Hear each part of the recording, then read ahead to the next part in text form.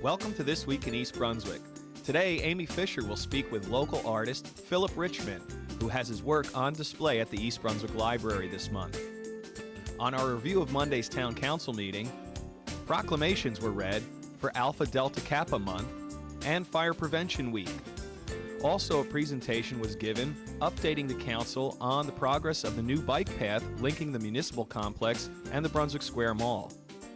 Mayor Neary also gave a brief presentation on a redevelopment proposal for the area known as the Golden Triangle, bordered by Tice's Lane, Route 18, and Old Bridge Turnpike.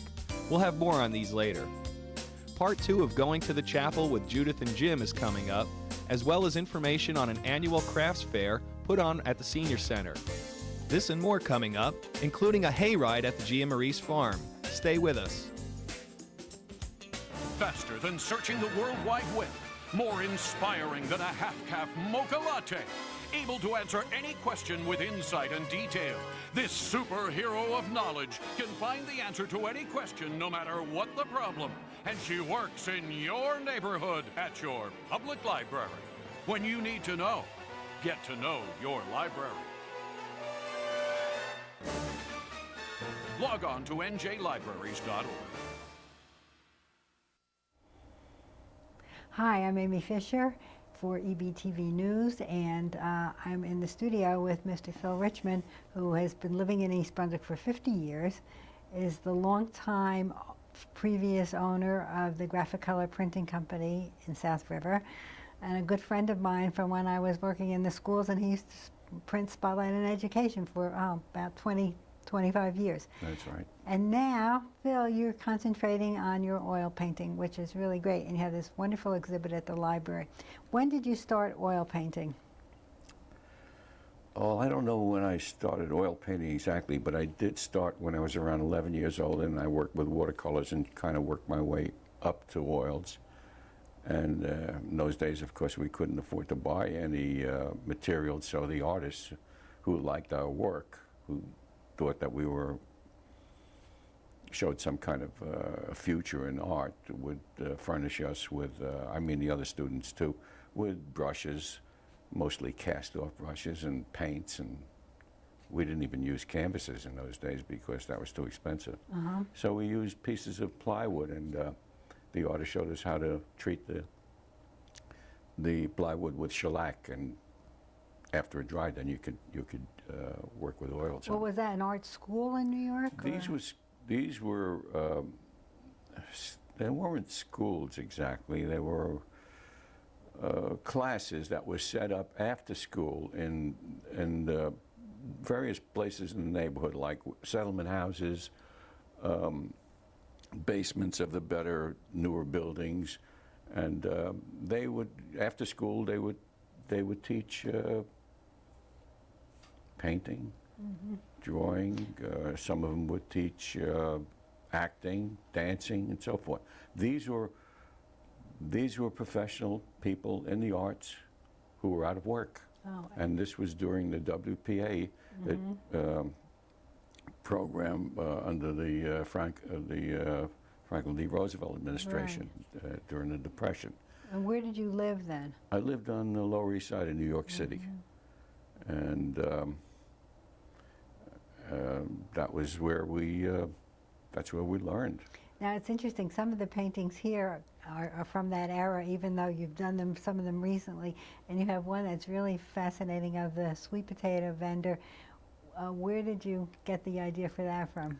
Well, as a matter of fact, it was during the Depression. People would work at any job that they could to make a living, and ironically enough, my father was one of these people who would push this cast iron oven through the streets of New York, and he would bake these potatoes and he would sell them to anybody who would like to buy them.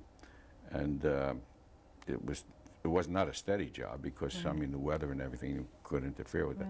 But it was just normal things that he would do to try to supplement his income. And your painting is so realistic that it shows the wheels and the cobblestones and everything. Yeah, well that's. And do you have a favorite painting here? Is one of the paintings here your favorite? Well, I think McSorley's is an interesting subject because that's a tavern, the oldest tavern in the city of New York. Opened its doors in 1854. And you stop to think of it, that's about 8 years before the Civil War started. Wow. And that place is still open. It's amazing. Anybody can go there. And when you walk in, there's sawdust on the floor, potbelly stove. They even have the original bar, which is not very big, but it's there. And it's like walking back 100 years into history. Yeah. And so that I've always I been, like that. I've always been captured by just the idea of things that happened so long ago, and those subjects really interested me. Now, when you were young, did you think that you would become a professional artist, or No, no? no. I just like to do it. I thought it was great that Now that, well, when did you retire actually from your printing company? in '93. Yeah. So you've been devoting a lot of time to painting since then? Yeah, I even built a studio in my house. Took down the whole section and rebuilt it. Wow. Yeah. So how often do you paint now? I tried to paint on Tuesdays, Thursdays, and on weekends. Oh, so you have a regular schedule? Yeah, because I go to the health club Monday, Wednesday, and Friday. Because Wow. I try to work out there because That's I'm great. diabetic, and my doctor says, I don't care if you forget to take your medication, you go off your diet, but one thing you can never do is not exercise. So, So you exercise and paint. That's it. yeah.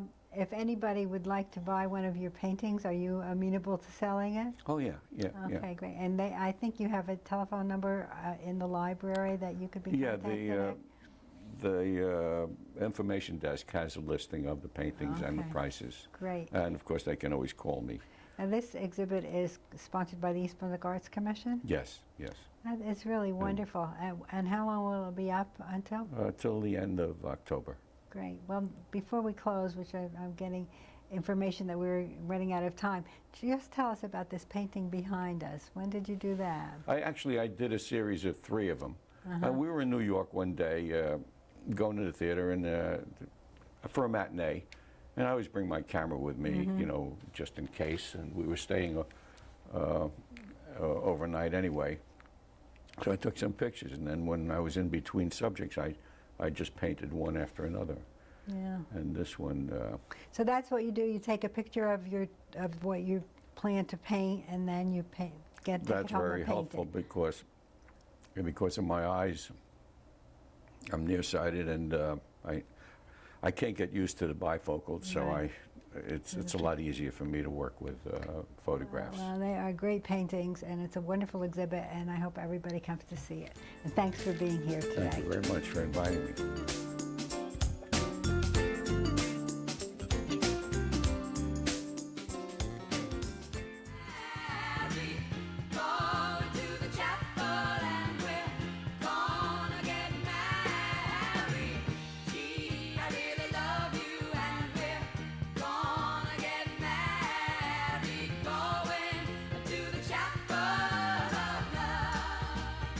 Hi, I'm Jill Richards with This Week in East Brunswick. We're continuing our segment, Going to the Chapel with Judith and Jim. And just to reacquaint you with Miss Judith Lebline, she's right here on my right. Judith has agreed to let us kind of tag along with her and check out her wedding plans and maybe give you some hints along the way.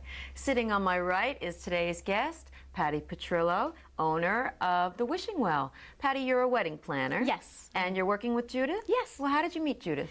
Well, being a faithful listener to her morning show, I heard her talk to her listeners about her engagement and asking them for advice or whatnot. So I thought of putting a letter together explaining to her my services. And I felt I could be a great asset to her and helping her in this time, being that has this hectic schedule and so forth. So I had sent her the letter, and a few days later she called me, we met, and we've been planning since. So lucky you. Yeah, it's been great. It's Very been good. really, really a lot of fun. What does a wedding planner do? Well, the one thing that I think is very important is that it saves time for the bride. And in doing so is that we do all the research for her. We would, depending on her special needs and her budget, we will do our search for the perfect florist and the band and anything that she needs for her wedding. And then we present to her her options and estimates. She'll choose from there. I will go with her to the meetings and look over the contracts and be there for the bookings. And that alone, I feel, would be a great stress reliever, because just knowing that you have to go out there and do all that, you know, it's time consuming. It really is. Now, you mentioned to me that you have your own photographers that you work with, your own bands that you work with. Right. It's not set in stone type of thing, but there are contacts that I've established over the years, so I can offer that to them. But they don't necessarily have to take my word for it. I would, if they said, no, this is what I want, it's something different, I go out of my way to make sure I find what they need. Sure, but you probably, with the people that you work with, you know that you can get a good price with them. Definitely. You know that they're worth the money that you're offering. Exactly. So you really save a lot of time, and you really focus on the budget. Right, and save the money, definitely. So money and time. Exactly, exactly. And another little thing you mentioned to me is the day of their wedding. I never thought of that. You're there for that. For anything and everything they need, from helping her pass out her flowers, pinning the boutonnieres, bringing the programs to the ceremony site. I mean, it's all the little details that somehow get forgotten along the way. We're there to make sure everything's in place for her. That's an incredible service. Now, how do your clients find you, and when they do find you, what would your first meeting be like? Would it be over the phone? Would it be in person? Well, yes. Well, first they can contact me on my phone number, which is 732-821-7225, or they can email me at thewishingwell@comcast.net. Obviously, they call me. I set up an appointment for them to come. We meet. It's a 1-hour free consultation. We get to know each other, because it's important that we get along, because we'll be spending a lot of time together. And I just basically let them talk. I want to hear what their visions are, you know, what they want, what their likes are, what their dislikes are. And then we have to touch on the budget. What do they have in mind to make this all happen? And from there, we develop a whole little package together, and that's where we start. Do you have different packages, different types of contracts that you offer? I have 2 set packages. One, which is, I call it my full service package, which deals with everything: developing a budget, getting a theme together, getting their invitations. I mean, from soup to nuts, everything. I'm there at the ceremony site, at the reception site. I'll help them with their honeymoon plans, whatever they need. And then I have a day of package. What that is I meet with them 2 months before their wedding date. I sit with them. We go over everything they've done to that point. I meet all their vendors that they establish. I get to know them. I need their phone numbers and contacts. So a week prior to the wedding, I meet with them, making sure we're all on the same page.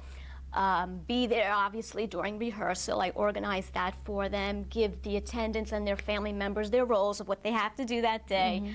The day of the wedding, if she wants, I'm at her home. I'm helping with all the preparation that she needs be, taking all the items to the ceremony site, making sure they're all in place. Wow. And the same for the reception. I get there an hour before, making sure everything is there, that nothing is forgotten. And we remain there until she feels comfortable enough for letting us go home.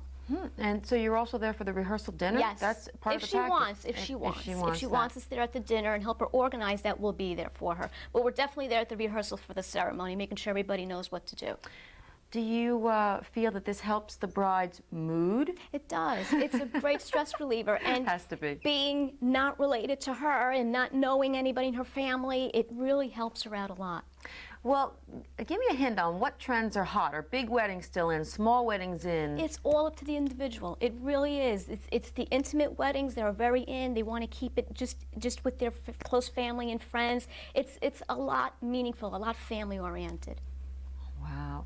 Now, Patty, I'd like to extend an invitation. Will you come back again next week and join us? Because I know that you have another extension of your business that talks about lots of merchandise, and lots of it is set up around me. Great. And one more time, where can lucky brides find you? My phone number is 732-821-7225, and my email address is thewishingwell@comcast.net.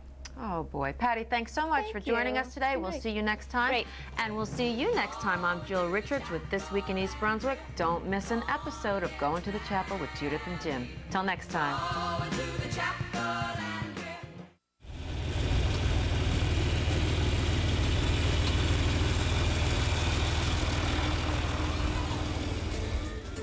When autumn blows into town, there's nothing like a good old-fashioned hayride. Let's go over to the Giammarise farm, where owner Jim Giammarise is taking kids from an area school on a tour of the farm.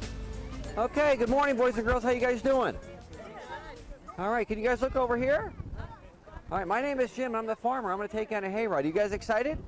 Yay! Yeah. All right, now, do you guys know where you're at today?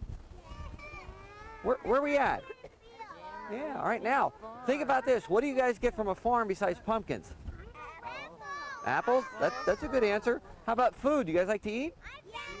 Yeah, well, that's what a farmer does. And as we go around, I'm going to stop and show you guys some of the stuff that we grow. And you know how your moms and dads go to work every morning? Right? Well, my job is to come out here and grow food, okay? How about, do you guys ever eat peaches? Yeah, if you guys see that, this is the peach tree. Can you guys see that? What is that? That's the seed. When you guys eat a peach, if you eat it all the way down to the middle, you find the seed, right? Now, 10 years ago, this tree was this big, okay? And we plant the seed in the ground, and it sprouts roots. You guys don't see the roots, okay? But then it has a trunk with limbs and branches, and way out here on the end is the fruit. Now, if you guys look close, do you guys see those little buds? That's next year's peaches, you know? I really try to get the kids to learn about agriculture. We talk about how trees grow, fruit, vegetables, the different parts of the plants that we eat. So they get a little sense of where the food comes from, not just from the supermarket. And now over here we have some vegetables. What color is that? Green. Green. All right, now what color is that? Red. Now think about this. What is that? It's a tomato, right? Do you guys ever eat pizza? Yeah, okay. When you guys eat pizza, the red stuff on top is from a tomato. Now they start off on a vine, and there's a little flower, and then it gets pollinated, and it grows green, and eventually it turns red, and we eat it. How about, you guys ever eat salads? When you guys eat a salad? Yeah, tomatoes inside there. Follow me over here. I'm going to show you guys some stuff over here. All right, can you guys see this stuff? All right, what color is that? Yellow, and that's corn. Do you guys ever eat corn on the cob? Yeah, do you like it? You put a little bit of butter on it and salt. Well, boys and girls, way back in the springtime, way back in April, you guys can see it. Can you guys see that one little seed? I planted the seed in the ground, and come October, we get a whole nother corn stalk with the ear of corn on it. All right, so from one little seed grows a whole nother corn, or a whole nother ear. Do you guys ever eat beans? Yeah, when you guys eat beans, you're eating a seed. So different plants, we eat different parts. For those of us who aren't farmers, the weather was kind of crazy this year. From a farming perspective, what was it like? Oh gosh, I've been saying that for 3 or 4 years now. We've been having so many odd years. We had 2 years of drought, and this year we had too much rain, and it was tough on pumpkins. Pumpkins like it a little hot, a little dry, and they need to be pollinated, and every time it seemed like it was pollination time, it would rain, scare the bees away, the plants would kind of shut down, and they'd have to start all over again. So it was a light crop on pumpkins. Tomatoes had a tough time. They crack, they rot. So it was a difficult season. So you guys stay seated. We're going to go see some animals, okay?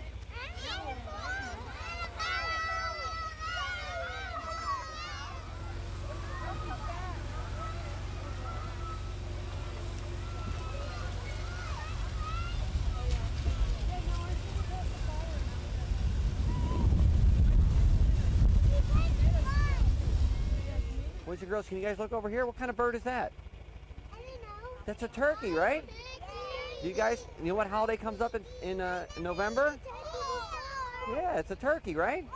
Now we're going to show you guys something over here.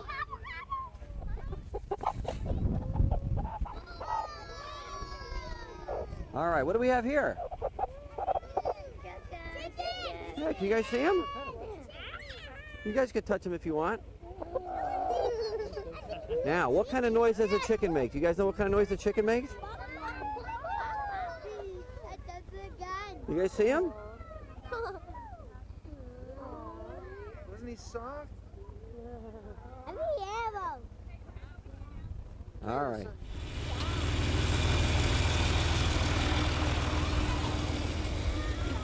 What are your hours for picking?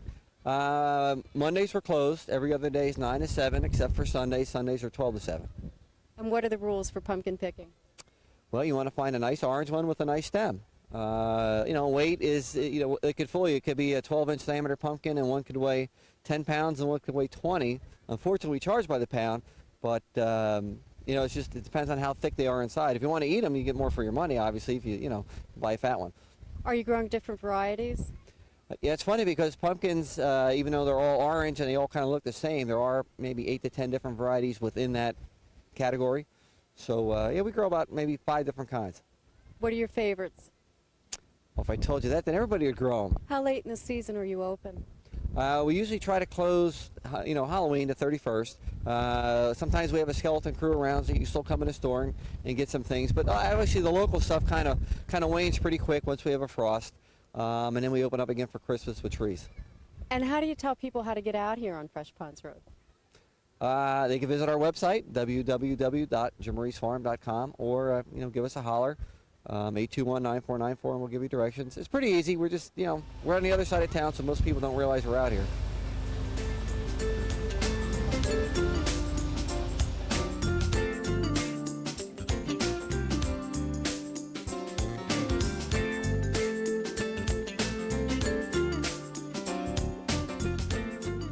Hi, I'm Lorraine Cachel, Program Coordinator for the East Brunswick Department on Aging, and this is the Voice of Experience. This week, we are highlighting the Senior Center Craft Workshop, Stitch and Sew, and Quilters, as well as the annual Senior Center Craft Fair. This year's craft fair will be in honor of Carolyn Schilling, who passed away today, dedicated for her many years of leadership with the Senior Center Craft Workshop. The various groups, Craft Workshop with Marie Minetta and Claire Pascarell, and also Carolyn Schilling, Stitch and Sew with Elaine Janisak and Millie Offenberger, and Quilting with Vera Cipriano, began working for the craft fair at the beginning of the year and work weekly on their projects for the fair. This year's fair will be held Saturday, October 25th from 10 a.m. to 3 p.m. If you would like more information on the workshops or the craft fair or any other program available through the East Brunswick Department on Aging, please call 732-390-6896. Please remember that the East Brunswick Department on Aging is here to help you and yours age successfully. At Monday's Town Council meeting, a proclamation from the Office of the Mayor was read recognizing Alpha Delta Kappa, an international sorority for women educators, and proclaiming October 2003 as Alpha Delta Kappa Month. Gives me great pleasure, really, to accept this proclamation on behalf of Alpha Delta Kappa, our Kappa chapter. We are a part of a very great international educators sorority, and we endeavor to promote high standards of education, and we try to encourage students to enter the field of education. And as indicated in the proclamation, we do give a scholarship every year to one of the high school students, so we're very proud of that. So thank you very, very much. Thank you. Another proclamation was read for Fire Prevention Week, which was October 6th through the 11th. When fire strikes, get out and stay out. Now therefore be proclaimed that William P. Neary, Mayor of the Township of East Brunswick, does hereby proclaim the week of October 6 to 11 as Fire Prevention Week in the Township of East Brunswick, and calls upon the residents of our community to participate in fire prevention activities at home, work, and school, and to heed the message, when fire strikes, get out, stay out, as the 2003 Fire Prevention Week theme suggests. Also at the meeting, Mayor Neary gave a brief presentation looking for support on a redevelopment proposal to an area of town known as the Golden Triangle, which is bordered by Route 18, Tice's Lane, and Old Bridge Turnpike. Several months ago, the lessee of our property at Route 18 and Tice's Lane, commonly known as the Sam's Club property, expressed an interest in buying a portion of our property. This inquiry prompted us to examine all of our township's assets and to review our options on this valuable real estate. In the early 1970s, this particular area was identified as the Golden Triangle by our township's leaders. The 30-acre tract has been deemed to be among the most desirable commercial real estate, not only in our business zone, but in all of central New Jersey. As you know, this property has been utilized as our park and ride facility, and the rest of the property was leased to a third party, who then subleases it to Sam's Club, to the Route 18 Flea Market, and to Jason's Furniture. By understanding our needs for the future, I felt that this property was underutilized as valuable real estate. We began to explore our options, and we found that due to current economic climate, we are in jeopardy of losing an opportunity to maximize the value of this real estate and to make substantial improvements to that site. Keeping this in mind, I believe that this property is ideal for redevelopment, and I'm proposing that we begin a redevelopment program now. This will improve the look of the property, it will increase the value of the property, and will yield significantly more in tax revenue in the future. Looking at the current zoning on this property and the improvements which are underway for the Route 18 and Tice's Lane intersection further supports the designating this area for redevelopment. I envision us employing the smart growth concept being promoted by the state, which encourages the planning of mixed-use areas, which will provide retail shops, creative housing, and upscale offices, while at the same time protecting and enhancing our commuter parking facility to produce a transit village style of development that we see throughout the entire state. This self-contained neighborhood will maximize the tax base of the site and provide a newer downtown concept to our suburban community. There is no reason to provide any tax abatement as part of this redevelopment proposal. Our economic development consultant has already talked to over 15 major developers to get a sense of the interest that we might find. And I'm pleased to report to you that the response has been overwhelming. Tonight I'm asking the council to pass the resolution calling upon the planning board to, quote, conduct a preliminary investigation as to whether the property shall be determined an area in need of redevelopment and to create a redevelopment plan contingent upon it being designated a redevelopment area. The council later passed a resolution authorizing the planning board to conduct a preliminary investigation into the redevelopment of the property. That's all for this week. Thanks for watching.